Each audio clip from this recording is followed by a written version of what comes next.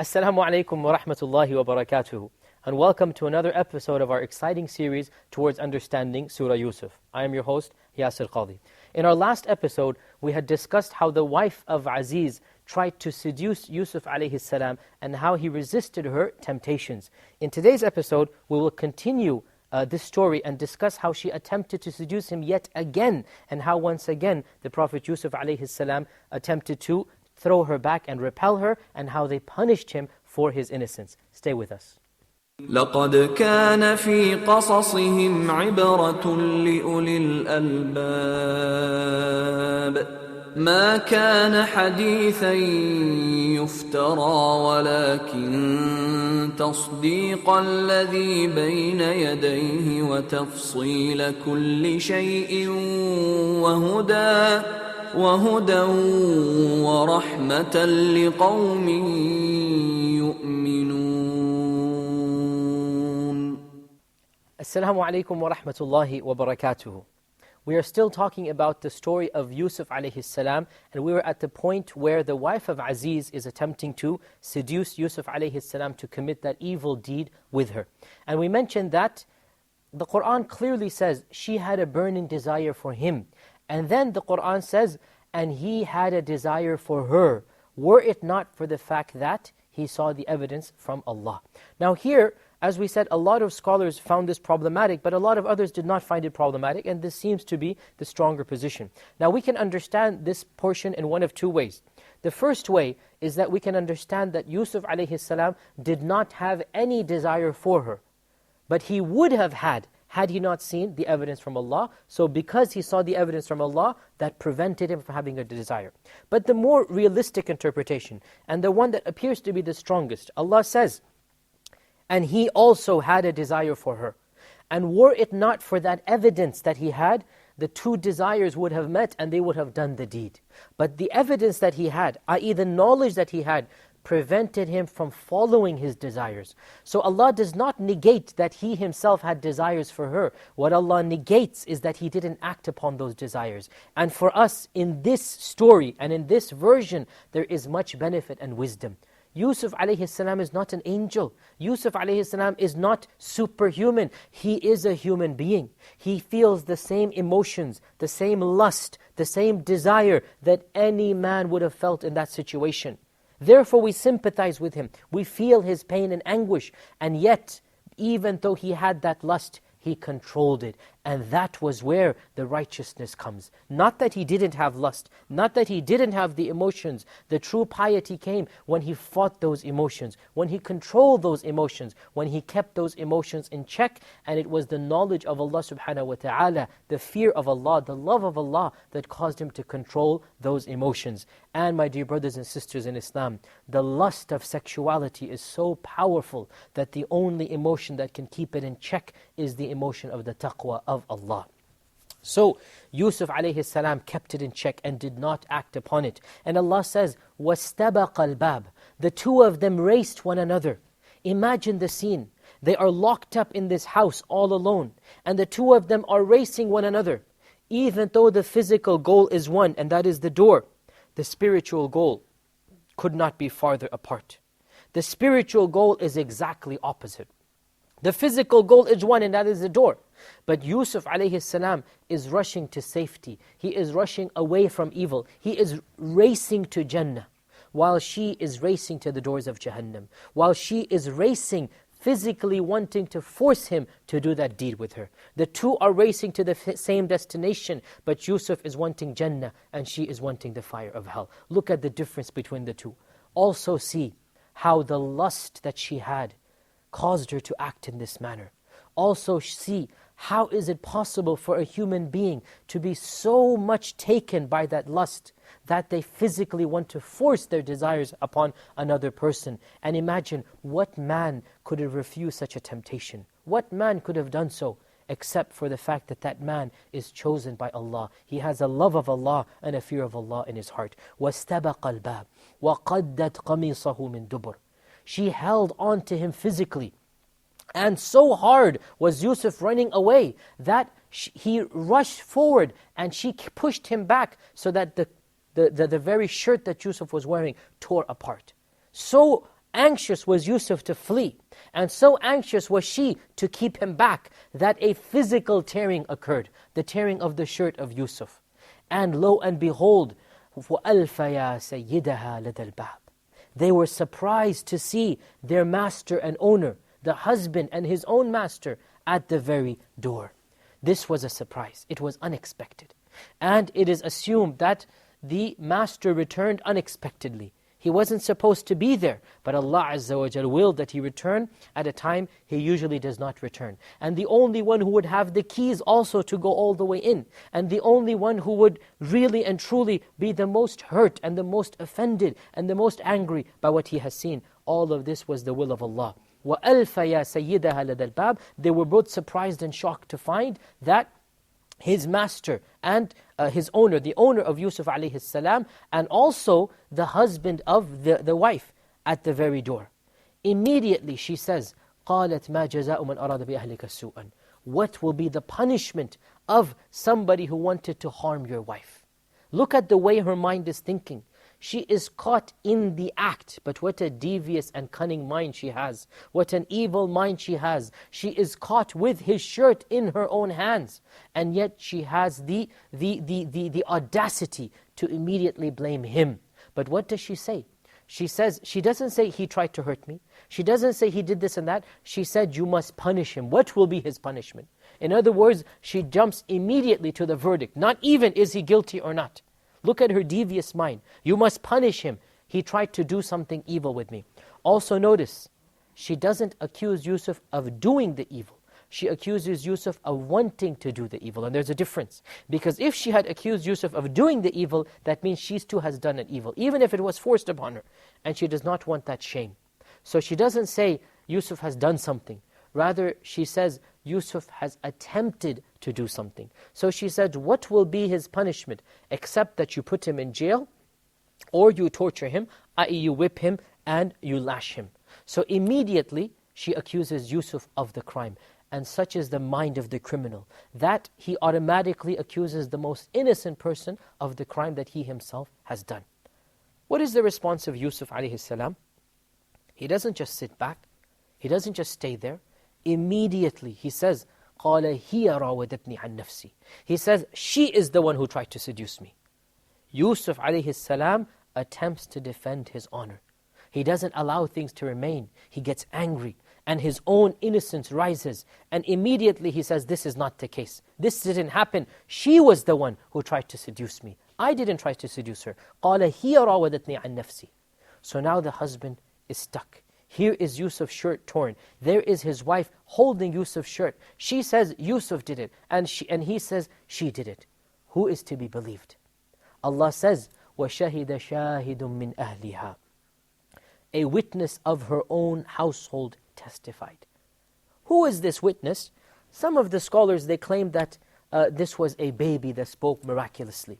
But this does not seem to be the strongest response. Why? Because if a baby had spoken miraculously, not that Allah Azza wa Jal is not capable, of course Allah Azza wa Jal can make a baby speak miraculously. But if a baby had spoken from the cradle, there is no other evidence needed. If the baby had said he is innocent or she is innocent, that is all that is required. But rather, it is not a baby that spoke from the cradle. Rather, it is a relative of hers. شَهِدَ شَاهِدٌ مِّنْ أَهْلِهَا, of her own relatives. Perhaps a cousin, perhaps somebody else that she was related to, that you cannot doubt his testimony. He's not going to automatically want any harm for her. So he's trying to show that somebody from her own household gave a very just verdict. And some scholars have interpreted this to mean this was a member of her own household that knew her feelings for Yusuf. Remember, this is feeling that is going on for many years.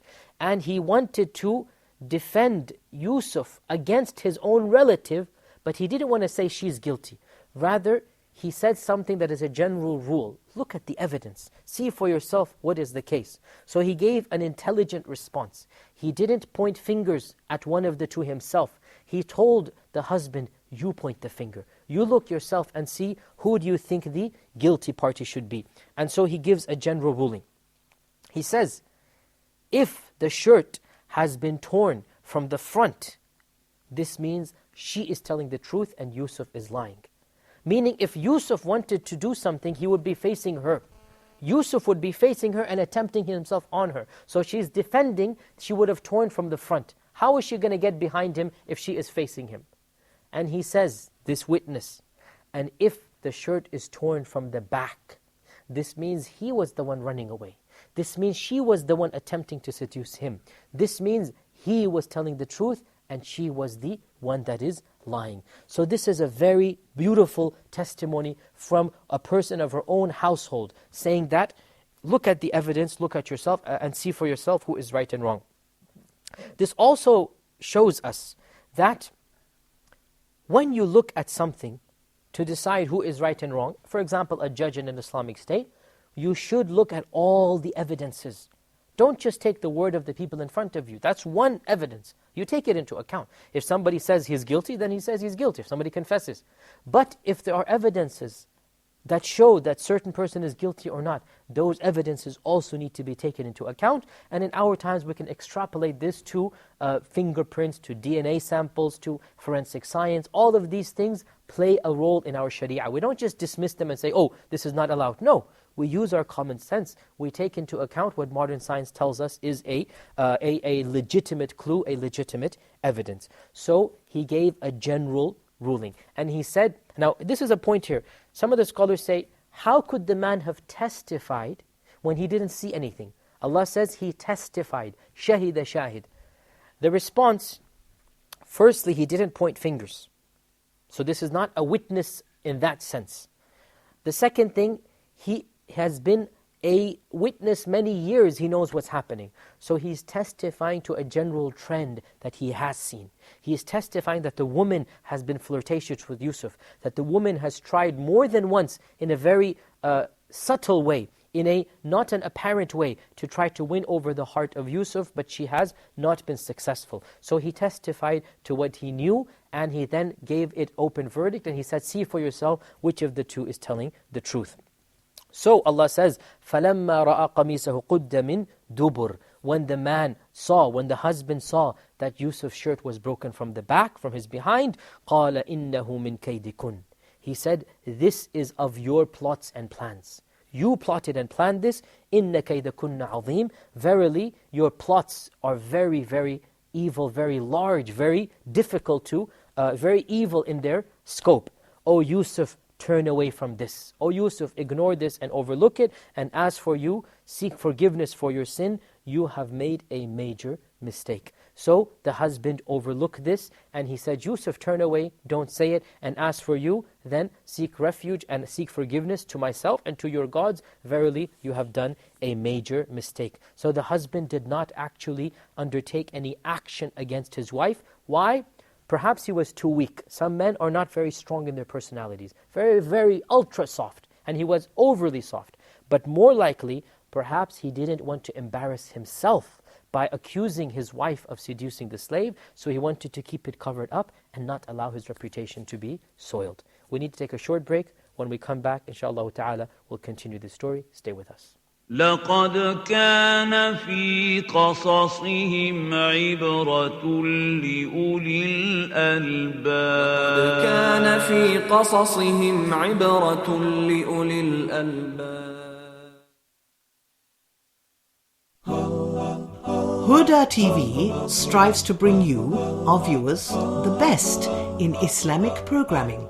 Please send your comments and suggestions to feedback@huda.tv. Allah is beautiful and He loves beauty. So is it logical to say all plastic surgeries are lawful in Islam to bring or to regain beauty?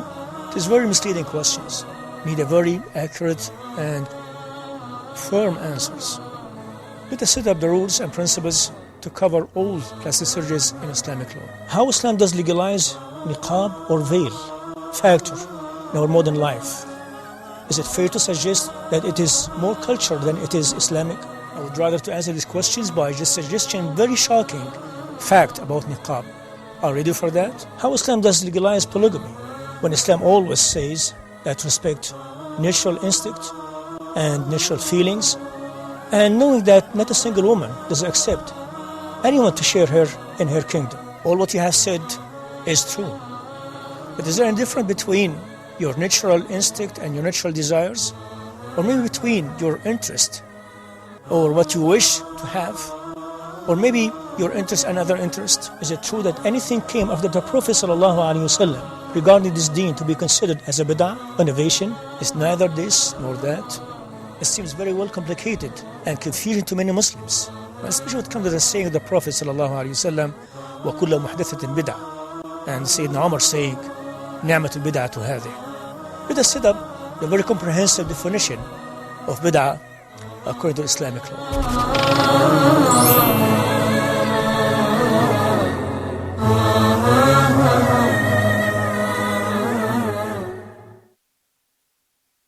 لقد كان في قصصهم عبرة لأولي الألباب كان في قصصهم عبرة لأولي الألباب. Assalamu alaikum wa rahmatullah. Welcome back. We were right in the middle of the story of Yusuf alayhi salam and the fact that the wife of Aziz attempted to seduce him, and Aziz caught them literally right when she was trying to seduce him, and he laid the blame squarely on his wife's shoulders because he realized that my wife is the one trying to seduce Yusuf. However, unfortunately, he did not take any action, and this is the mistake that he made. Had he taken action, then the other option would not have happened, which is what we're going to talk about in this particular segment, but he didn't do anything. Why? Because we said most likely he wanted to cover this up. He thought that this was a mistake his wife had done, that was a one-time mistake. Perhaps he did not realize, in fact, it is sure that he did not realize the depths of her lust for this slave, this Prophet of Allah Yusuf. He just thought that maybe this was a one-time thing, that she would forget about it. So he told her, seek forgiveness for what you have done, and get over this, and Yusuf, turn away from this. Don't mention it to anybody. Now, a point here that some of the scholars mention as a point of interesting fact. When Allah subhanahu wa ta'ala describes the plots of women, He says, your plots are very large, very difficult. إِنَّ كَيْدُكُنَّ عَظِيمٌ. And when Allah describes the plots of shaitan, He says, إِنَّ كَيْدَ الشَّيْطَانِ كَانَ ضَعِيفًا. That the plots of shaitan are very weak. So shaitan's plotting is weak, but women's plotting is strong. Not that, a'udhu billah, women are more evil than men, a'udhu billah. But for men, the plots of shaitan are easier to overcome unless they come through a woman. Because for a man, the greatest temptation is that of a woman. So the temptation of a woman, the plots of a woman are much more difficult for a man to resist than the other plots of shaitan. And this is something that we can understand simply by how these plots are described. So we now have to talk about what happened after this. And as is our usual custom, we will first recite the verses and then inshaAllah ta'ala make an explanation of them. So we will recite from verses 30 to 35. And as I said, it would be good if you have a Quran with you and follow along with us. أعوذ بالله من الشيطان الرجيم بسم الله الرحمن الرحيم وقال نسوة في المدينة امرأة العزيز تراود فتاها عن نفسه قد شغفها حبا إنا لنراها في ضلال مبين فلما سمعت بمكرهن أرسلت إليهن وأعتدت لهن متكأ وآتت كل واحدة منهن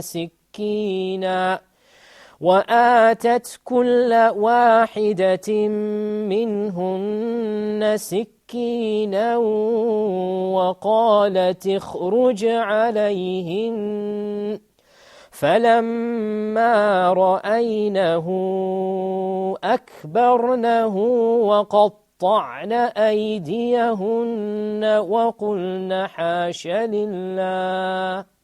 وقلن حاش لله ما هذا بشرا إن هذا إلا ملك كريم قالت فذلكن الذي لمتنني فيه ولقد راودته عن نفسه فاستعصم ولئن لم يفعل ما آمره ليسجنن وليكون من الصاغرين قال رب السجن أحب إلي مما يدعونني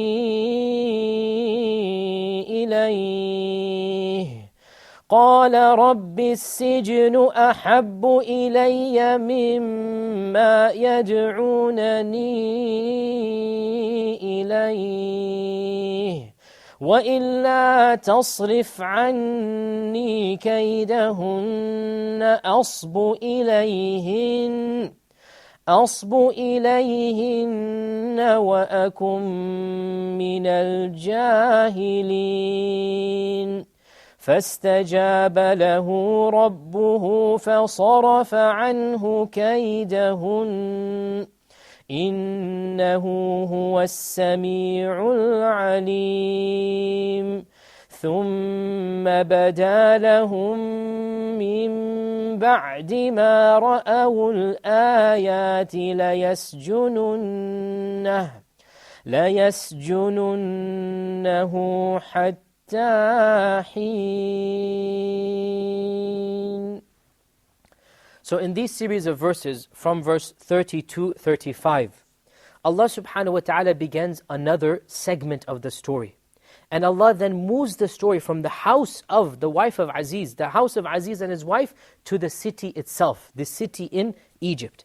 And Allah says, the women of the city began talking. They began gossiping. They began talking about this new scandal. Somehow news had spread. Allah knows how they heard about it. Perhaps some of the other slaves, perhaps some of the other members of the household, they began talking about this. And they said, the wife of Aziz is attempting to seduce her own slave and give herself to this slave. Indeed, love has entered her heart to the greatest depths. Verily, we see her to be in manifest error. She has made a major mistake. She has fallen into a very big problem. So, despite the attempts of Aziz to make this matter quiet, to keep it hush, the news spreads. And this shows us a number of things. Of them, the evils of gossip, the dangers of spreading slanders and lies. And this is something that we in our religion are told not to talk about. Even if something is true, we don't spread it to other people for no reason. We don't spread gossip even if the gossip is true. We don't backbite about people's sins even if those sins are true. It goes against our religion. It goes against our akhlaq, because when we do so, more evil spreads. Even if we see an evil, we keep it hidden and we keep it between the person whom we saw and ourselves. We advise them directly. There's no need to embarrass them and humiliate them by spreading a personal sin in public. But as is generally the case, gossip spread, and the women began talking to one another. And they began saying that indeed she loves him violently. She has tried to seduce him. Now, some of the scholars, such as the famous scholar Ibn al-Qayyim, he says, this one phrase attempts to show in 10 different ways how the women mocked the wife of Aziz, how they disparaged and how they ridiculed the wife of Aziz, so they really rubbed salt onto her wound in 10 different ways. How so? He elaborates. The first of these ways, they don't mention her by name. They don't say so-and-so. The second, they point out her title, the wife of Aziz. So, she is not an average woman on the street. She is not just a rich lady. She is the wife of the minister. The third, they mention she is the one who was attracted and not the other way around. She is the one who started and not the other way around. The fourth, they say her own slave. Not just any slave, but somebody whom she should treat with the most contempt. This is her slaves that she should get to do her menial chores. And instead of doing her chores, rather she is attracted to him in a sexual manner. The fifth is that they indicate the depth of her desire by using the word شَغَفَهَا حُبَّا, which means love has entered into the depths of her heart, and a lustful love. شَغَفَهَا حُبَّا means a sensual love and not an innocent love. The sixth, they say, turawidu. And turawidu means that she is the one attempting to seduce him. And the seventh, they use it in the present tense, meaning that this isn't something of the past. She is still attempting to seduce him even right now. And the eighth is that they imply that she was not successful. And so this is even more humiliation, that she only attempted, she didn't get to the goal. Because this shows that she failed. And this is even though the crime is evil, but if she had done the crime, at least she would have gotten something out of it. But she was humiliated in the attempt to do so. And the ninth is that they say, Inna, we, all of us, of a surety. And then they say, لَنَرَاهَا, we see her to be, the 10th thing, فِي ضَلَالٍ مُبِينٍ, in manifest error. So Ibn al-Qayyim, in this short phrase, he extracts 10 ways how they ridiculed and they humiliated the wife of Aziz in this attempt to seduce Yusuf. So obviously, the news spreads back to her. Women come and tell her, you are now the talk of the town. You are now the target of the gossip mongers. Everybody is talking about you and how you attempted to seduce your own slave and how you failed in that attempt and how foolish and evil you were in what you did. You are the wife of the minister and yet you did this. So her own friends and her own community and her own social network now begins to gossip and giggle behind her back. And obviously, like any woman, she feels very angry and very enraged. So she says, so Allah says, فَلَمَّا سَمِعَتْ بِمَكْرِهِنْ, when she heard of their plot. But what is their plot? They don't have a plot apparently, but you see, no, they do have a plot. They do have an evil intention. And she is a woman and she knows that intention. She knows that intention because she knows what she would have done in their own place. She is a woman and she thinks like a woman does. So what was their plot? Their plot was to see the slave and to know what was the big deal, to know the details of the story. That was their plot, even though they did not verbalize it. So Allah says, when she heard of their plot, فَلَمَّا سَمِعَتْ بِمَكْرِهِنَّ أَرْسَلَتْ إِلَيْهِنَّ, she invited them. She held a general banquet and she prepared for them a feast. She prepared for them a general banquet. And as was the custom, and it is still the custom in many places, when the banquet is finished, now they are now sitting down. She has prepared a type of, if you like, sofas and chairs, and they are now sitting comfortably, and now is the time for the dessert, and the dessert comes in the form of fruits, and with the fruits comes the knife to peel the fruit. So this is what she has done, and unfortunately right at this stage our time has also run out. So inshallah ta'ala in our next episode we will continue right from this very place where the dessert has been prepared and the fruits and the knives have been given to each and every lady. We will see what happens in our next episode. Until then, I hope to see you then.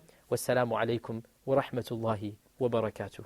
لقد كان في قصصهم عبرة لأولي الألباب. كان في قصصهم عبرة لأولي الألباب. لقد كان في قصصهم عبرة لقد كان في قصصهم عبرة لأولي الألباب. قصصهم عبرة لأولي الألباب.